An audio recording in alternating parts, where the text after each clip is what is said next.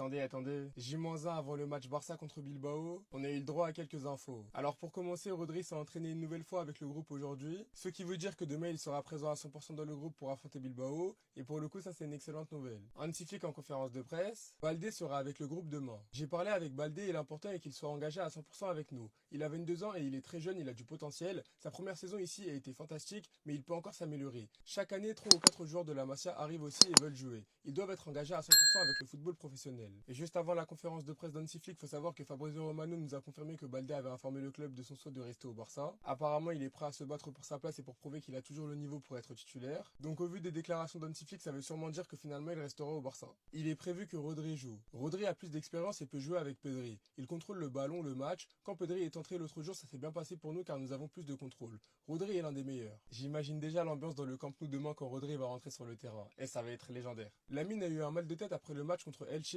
Il n'est pas à son meilleur niveau pour le moment, c'est normal. Je suis très reconnaissant car il a joué 60 minutes et il a participé aux 2 premiers buts. Il nous a beaucoup aidé et il s'en sort bien. Gavi, il va bien. Beaucoup mieux qu'après le match. Il faudra quand même attendre une semaine pour qu'il soit complètement rétabli. Bref, en tout cas, rendez-vous demain pour le match qui aura lieu à 21h. Et s'il vous plaît le Barça, pas le droit à l'erreur. Rodri, tu peux prendre 50 fois le MVP de la Coupe du Monde et 200 fois le MVP de l'Euro. Si ça te chante, tu seras jamais meilleur que Busquets et je vais même pas jurer en fait. Je vais même pas jurer parce que c'est un truc qui est censé être évident. Est-ce que vous savez qui est Sergio Busquets? Parce que sur cette application, la Zumba que je vois depuis que Rodri a gagné la Coupe du Monde, waouh, mort de rire en mode que Rodri il est meilleur que Busquets, que Busquets il a pas le MVP de ci, de ça. Et puis, non, j'ai dit que j'insulte pas. J'ai pas insulté, TikTok ils vont me ban. Le peu de Barcelonais que j'ai vu faire des vidéos dessus, j'ai bien le peu de Barcelonais, hein, c'était pour dire n'enterrez pas Busquets dans le débat, il a son mot à dire. Hein? The fuck? Il a son mot à dire. En mode, dans le débat, là, c'est Busquets l'underdog. En mode, c'est David contre Goliath, là, Busquets, c'est David.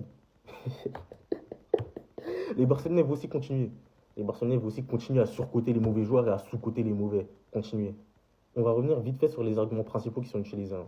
Que Rodri a gagné le MVP de l'Euro et le MVP de la Coupe du Monde. Très bien. Busquets, il joue avec Xavi et Iniesta. Normalement, ça s'arrête ici, en fait. À partir de là, l'argument est fini. Busquets, dans son équipe à lui, je ne parle même pas des autres équipes, je ne parle même pas des autres joueurs, etc. Busquets, dans son équipe, il a Xavi et Iniesta. Attends, normalement, à partir de là, tu me parles de MVP, je sais pas quoi. Busquets, il y a aucun, en mode, il n'y a aucun milieu qui peut prendre un MVP d'une compétition où Xavi et Iniesta jouent dans son équipe. C'est pas possible. C'est inventé, c'est faux, c'est impossible. Ouais, Rodri, il a le MVP de la Ligue des Champions. En club, en plus de Xavi et Iniesta, il a Messi.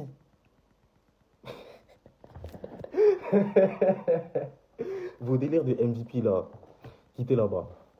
Ensuite, Rodri il a une Coupe du Monde, un Euro. Busquets, pareil, il a une Coupe du Monde, un Euro. Parce que je crois pas qu'il était là en 2008. Et dites-moi, enfin, corrigez-moi si je me trompe. Donc, les deux ont une Coupe du Monde, un Euro. Ligue des Champions, Sergio Busquets, il en a 3. Les 3, il fait des top campagnes. Là où Rodri, il en a une top campagne aussi. Il finit MVP d'ailleurs. Et après,